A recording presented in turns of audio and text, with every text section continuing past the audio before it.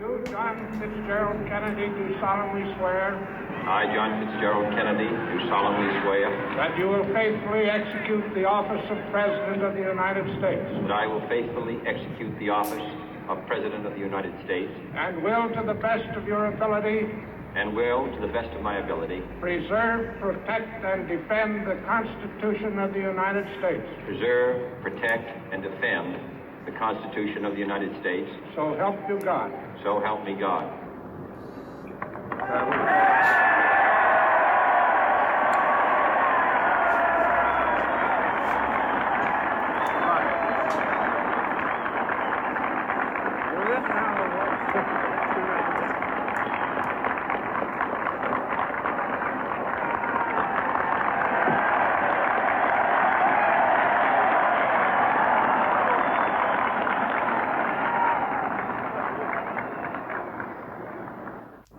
Vice President Johnson, Mr. Speaker, Mr. Chief Justice, President Eisenhower, Vice President Nixon, President Truman, Reverend clergy, fellow citizens.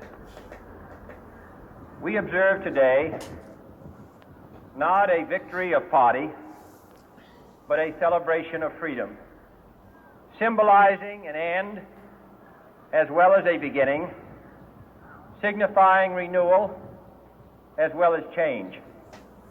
For I have sworn before you and Almighty God the same solemn oath our forebears prescribed nearly a century and 3/4 ago. The world is very different now, for man holds in his mortal hands the power to abolish all forms of human poverty and all forms of human life. And yet the same revolutionary beliefs for which our forebears fought are still at issue around the globe. The belief that the rights of man come not from the generosity of the state, but from the hand of God. We dare not forget today that we are the heirs of that first revolution. Let the word go forth from this time and place to friend and foe alike that the torch has been passed to a new generation of Americans born in this century, tempered by war, disciplined by a hard and bitter peace, proud of our ancient heritage, and unwilling to witness or permit the slow undoing of those human rights to which this nation has always been committed and to which we are committed today at home and around the world.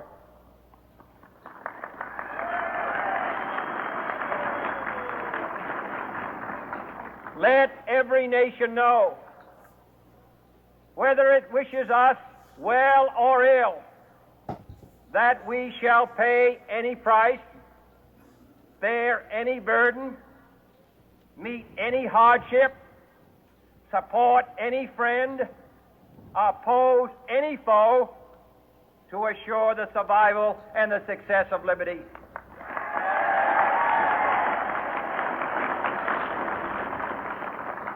This much we pledge and more. To those old allies whose cultural and spiritual origins we share, we pledge the loyalty of faithful friends. United, there is little we cannot do in a host of cooperative ventures. Divided, there is little we can do, for we dare not meet a powerful challenge at odds and split asunder.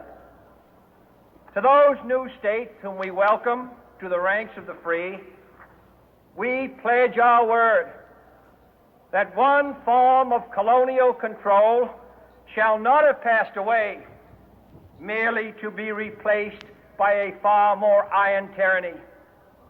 We shall not always expect to find them supporting our view, but we shall always hope to find them strongly supporting their own freedom, and to remember that in the past, those who foolishly sought power by riding the back of the tiger ended up inside.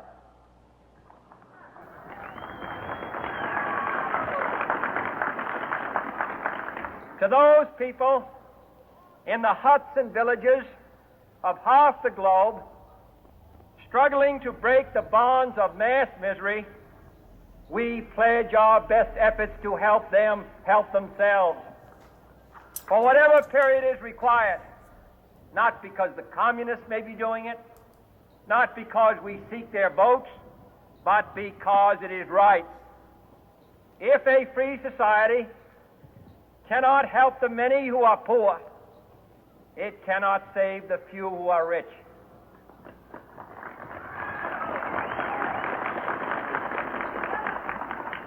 To our sister republics south of our border, we offer a special pledge to convert our good words into good deeds, in a new alliance for progress, to assist free men and free governments in casting off the chains of poverty.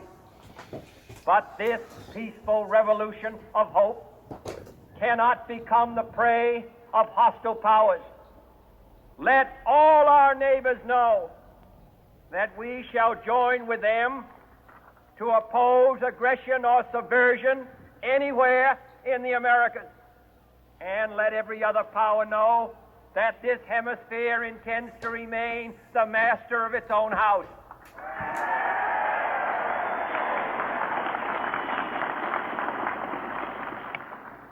To that World Assembly of Sovereign States, the United Nations, our last best hope, in an age where the instruments of war have far outpaced the instruments of peace, we renew our pledge of support to prevent it from becoming merely a forum for invective, to strengthen its shield of the new and the weak, and to enlarge the area in which its writ may run. Finally, to those nations who would make themselves our adversary, we offer not a pledge, but a request that both sides begin anew the quest for peace. Before the dark powers of destruction, unleashed by science, engulf all humanity in planned or accidental self-destruction, we dare not tempt them with weakness, for only when our arms are sufficient beyond doubt can we be certain beyond doubt that they will never be employed. But neither can two great and powerful groups of nations take comfort from our present course, both sides overburdened by the cost of modern weapons, both rightly alarmed by the steady spread of the deadly atom, yet both racing to alter that uncertain balance of terror that stays the hand of mankind's final war. So let us begin anew, remembering on both sides that civility is not a sign of weakness, and sincerity is always subject to proof. Let us never negotiate out of fear, but let us never fear to negotiate.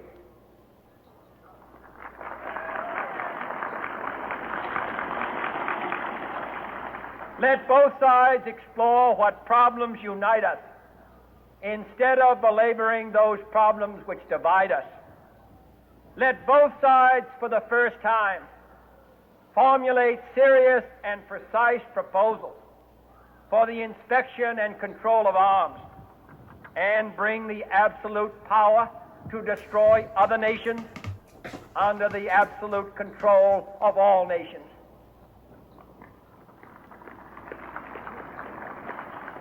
Let both sides seek to invoke the wonders of science instead of its terrors. Together, let us explore the stars, conquer the deserts, eradicate disease, tap the ocean depth, and encourage the arts and commerce. Let both sides unite to heed in all corners of the earth the command of Isaiah to undo the heavy burden and let the oppressed go free. And if a beachhead of cooperation may push back the jungle of suspicion, let both sides join in creating a new endeavor, not a new balance of power, but a new world of law, where the strong are just and the weak secure,